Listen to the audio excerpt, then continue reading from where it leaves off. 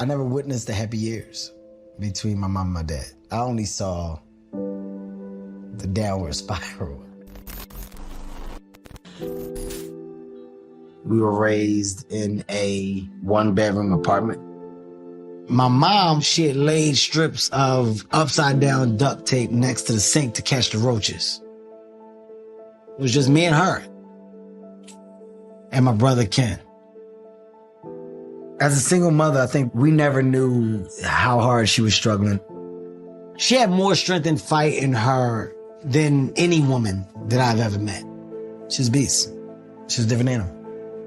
She had this thing where she would look at you and she would let you see her smile fade. It would put the fear of God into anyone. The way that my mom saw it, she was too lenient with my brother. So she figured that if she can keep me off the streets, then I wouldn't turn out like him. My dad was the coolest dad ever, man. It was the bad kind of cool. He was the guy that would, hey, Dad, is it okay if we go take that fire hydrant apart so we can play with the water? Go ahead. You know, it was a speedboat, and I asked my dad, can I drive the boat? He borrowed the boat from a friend. So the friend rented the boat. He borrowed the boat from the friend that rented the boat. So nobody has any ownership of this boat. I was like, Dad, can I drive the boat? He was like, go ahead. So basically, it's a speedboat. How old were you at that point? I was like 9. I was like 9 years old. My dad took me to the wrong camp and left me there. Oh my God. Left you there? Yeah, I just saw kids outside, and I was like, this it. He's like, all right. He said, all right, I'll come get you later. My dad almost killed me one time. When I was younger, I couldn't swim. I didn't know how. My dad didn't believe me. Argued me down. We had a pool. I'm sitting on the side of the pool. I got my feet in the water. I'm playing, having a good time. My dad said, boy, you better stop playing, get in that water and swim. I said, Dad, I can't. I don't know how to swim. He said, you know how to swim. Get in that water and swim. That's no damn serious. Nobody ever told me how to swim. My dad picked me up, grabbed me, threw me in 7 feet. As soon as I hit the water, I started to die immediately. Woo! Woo! Woo! That's what my dad said. Hey, you better not drown. I said, what? I don't know how to stop it. I told my mom, this is what I want to do. My mom said, you know what? Kevin, she said, I'm not a dream killer. Her exact words, I'm not a dream killer. If you're telling me that this is what you want to do, I'm going to let you do it. She said, you got a year. You got 1 year to prove to me that this is what you want to do and that you can support yourself. Wow. This is a crazy story. So like 6 months going by, I was at a point where, you know, I'm not really making money, but I'm loving it. I'm loving stand-up comedy. I'm making great relationships with comedians, comedy clubs. I haven't paid my rent in like a month. I'm like, Mom, you know, the rent, where's the rent at? She's like, are you reading your Bible? I said, Mom, come on. I don't have time to talk about that right now, Mom. I'm late. Like, I need the rent money. Are you reading your Bible? Mom, no. When you read your Bible, then we'll talk about rent. Another week, 2 weeks go by. Mom, they're going to evict me if you don't give me this rent money. Mom, I'm serious. Have you read your Bible? Yes. Okay, well, then let's talk about rent. Mom, I don't want to talk about the scriptures. I need the money. A month goes by. I get eviction notice on my door. They're about to kick me out. I'm like, Mom, I go to her house. I got the eviction notice. She said, talk to me when you read your Bible. I can't talk to you right now. I just leave. I go home. I said, man, let me open this Bible up. Open the Bible up. 6 rent checks fall out. She put all my rent checks. Oh in the my Bible. goodness. She put all my rent checks.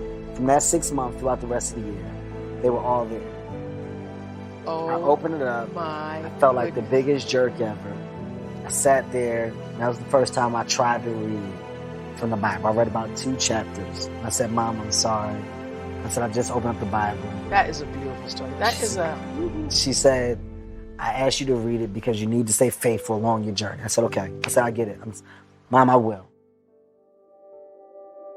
The family that we had, like our immediate family, we were kind of close, but it was all because of my mom. She was hey, let's get together for the Christmas dinners, the family. She was the liaison for that. So when I lost these pieces of tissue, that main piece was my mother. So then all of that energy went to my dad and to my brother. This is our little family. That last name Hart right here. If we don't try to make this last name mean something, then we have nothing that's going to live on. My last name means something now, but it's because we made it mean something. You're supposed to fail at some point in time. You're supposed to get knocked down a couple times. You're supposed to lose. That's how you learn. Perfection is only a word because imperfection was discovered. You can't be perfect without knowing what imperfect is. You have to experience imperfection at some point to go, now I'm perfect. And that's what people don't realize. That there is a way out, that there is a way to do more, to get more, to obtain more. But I personally don't want to lose all that I've been able to get. So I need to make sure that I do everything to keep it. So I can't be content. So there is an understanding. Why can't I create? Why can't I start? Why can't I be a business? Why can't I be a CEO? Why can't I be a tech guru? Why can't I can create cooking products, lotions, scents? There's so much that some people just don't understand they can do. Let me be a spark to show how much, how many different, you don't have to do just one thing. When it's all said and done, my book is going to be full of all the shit that Kevin Hart did. Because I never was content with doing just 1, 2, or 3. Why not? I'm genuinely happy. Discovery makes me happy. Like when you find different things to be excited about, it makes me happy.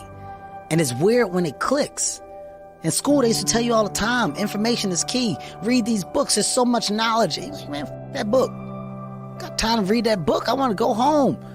Goddamn Sonic the Hedgehog. I want to play. I'm at level 3. I ain't got time to read this book. The information and stuff that was forced down your throat, at a certain age, you just may not be receiving it correctly, but then it clicks. And you may gain information differently, and what you do with that information is up to you, but people have different roads they can go down. And now there's other things that my talent can take me to. I don't have all the knowledge and awareness, but I can align myself with people to do that can teach me. Because now, guess what? Learning is cool. It's 100% the reality, and it's weird how it happens. But when you go, oh my God, learning and knowledge is power. They used to tell me this when I was 10. And you're like, what? Yes. Nonsense. 10, 11 years old, I heard that shit all the time. Now I finally get it. What I had to understand was that you're not in competition with anybody but yourself. So those grudges, those reasons that you may give yourself for motivation ultimately are they're pointless. Right, Leave okay, I got you, yeah. I'm mad at you. I'm gonna prove you wrong. All right, well, when I prove you wrong, then what happens? Yeah. What happens Now then? prove me right. Yeah, it's like there is no winning that. So I had to understand that if I'm going to stay true to what I feel that I can do, then I need to be the one to convince myself that this is what I'm supposed to be doing. We're all writing a book. Your life is a book. You got a bunch of chapters in your book, but when they close that book, how good was the book? How good was your book? What was the ending to your book? If the ending to my book can be so amazing because of all that was done, what's your book look like?